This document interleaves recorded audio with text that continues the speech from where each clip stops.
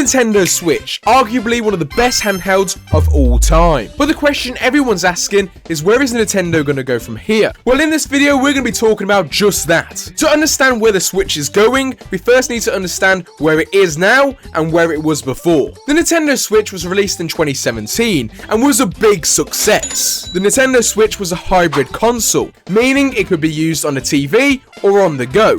This feature alone made the Switch a legendary device, re-establishing Nintendo as a gaming giant, especially after the failure of the Wii U. After 2017, the console received some great games, like Mario Odyssey and Legend of Zelda Breath of the Wild. Now, Legend of Zelda Breath of the Wild did release on the Wii U, but no one really played the Wii U. So I'm going to class it as a brand new title for the Switch, meaning it released with two phenomenal games. Now in recent times, the amount of main franchise games being released for the Switch has drastically decreased. Some exceptions would be games like Tears of the Kingdom, which is a phenomenal game which was recently released. Other than that, most mainline franchises like Mario, Animal Crossing, Mario Kart have limited room for additional releases on the Switch, without feeling extremely similar. You could argue, oh, Legend of Zelda got two 3D games, but that isn't really true. Don't forget that Legend of Zelda Breath of the Wild was a port from the Wii U, meaning it isn't actually a Switch game.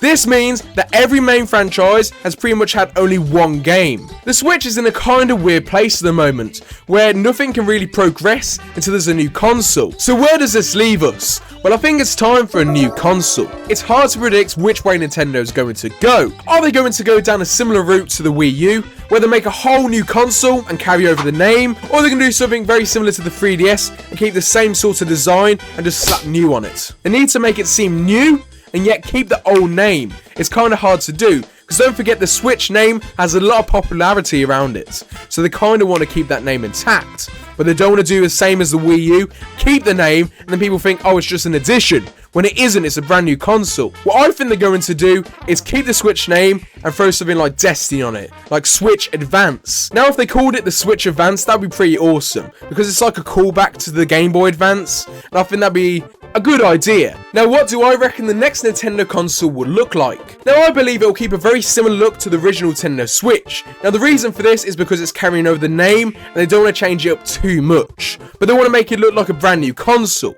So what I think they will do is they'll keep the original body in the Nintendo Switch, but they'll add a foldable screen on top, very similar to the 3DS. Now, this dual screen will rest on top of the Nintendo Switch, make it like in a clamshell design. This will keep the original look and yet make it look new. Now, there are a few reasons for the dual screen. Don't worry, it's not just an add-on, just throw a dual screen on there. The dual screen has a reason. Now, one of the reasons is to protect the screen. On the original Switch, there's nothing to really protect the screen. It's just open screen, and there's nothing to protect it. So now with the clamshell design, you have a bit more protection on the two screens. But this extra screen will also give more information. You have two screens instead of one, meaning you can have a bigger display. But there's another feature that these two screens have. A feature that will separate it from the 3DS and the Switch. It will make it stand out like a sore thumb. This new Switch will have a detachable screen. Now, what do I mean by that? Well, the screen can come off, meaning you have two screens then that are separated. Now, what's the point of this? Well, one annoying thing about the Nintendo Switch is trying to play on that small screen with friends. You're headbutting each other to see that small screen, and it's really annoying. So what was if you could have two screens all in one?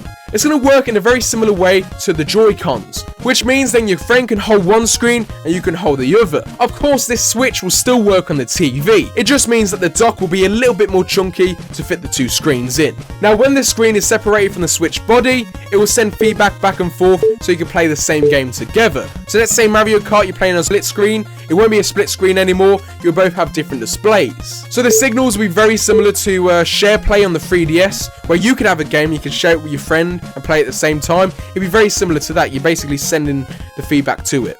I'm not a tech wizard, okay?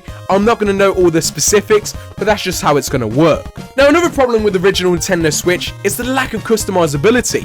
You can't change anything on the original Switch, which is really disappointing, especially when coming from the 3DS, which is extremely customizable.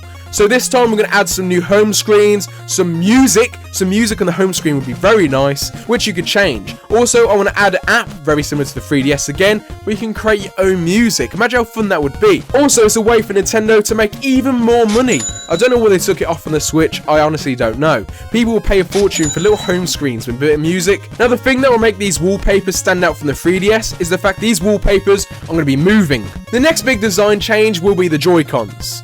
Now, the original Joy-Cons are great, besides the controller drift, but that'll be a feature that would be fixed. But I'm on about the comfortability. The original Joy-Cons were kind of uncomfortable to play for a long period of time.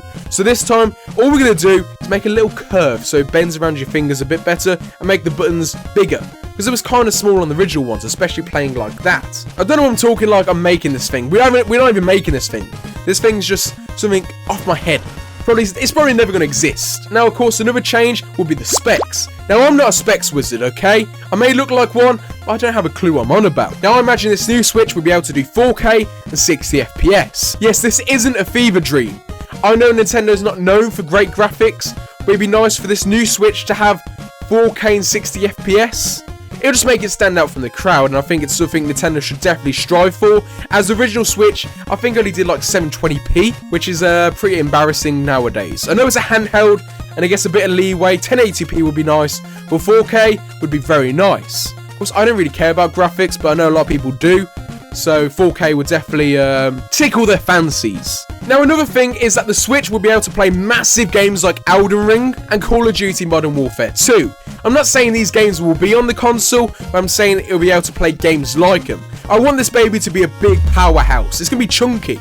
It's got 2 screens, but we can put a lot into that. Now, with these bigger games, it will only be able to do about 1080p, maybe about 40 FPS, only because the bigger games and the Switch just won't be able to handle that. That's crazy. That's unrealistic, okay? It's more realistic than my ideas. But of course, games like Mario and Zelda will definitely be able to do 4K. That's just expected. Now, the game lineup for this new Switch will be very similar to the last one, except this one will release with a brand new Mario game, Mario Odyssey 2, or something like that. And later on, we can expect games like Animal Crossing, Legend of Zelda. But the thing that will make this all different is how expansive these games will be. They will be like 4 times bigger than the previous versions. Maybe not Zelda, because that was a pretty big game to begin with, but games like Animal Crossing and Mario will be even bigger. This is just simply due to the massive spec increase on the Switch. I want this to be a powerhouse. I want it to make every other handheld look like a baby compared to it. Now, this is all a fever dream. My idea is probably never going to come to fruition.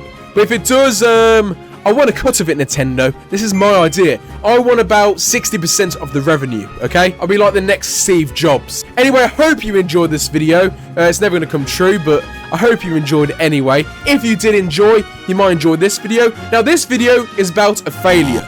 The failure of the gaming industry in the 80s. And was it crashed by ET? Anyway, I hope you enjoyed. If you did enjoy, please consider subscribing and join the Insta Army today. And I'll see you next time. See ya!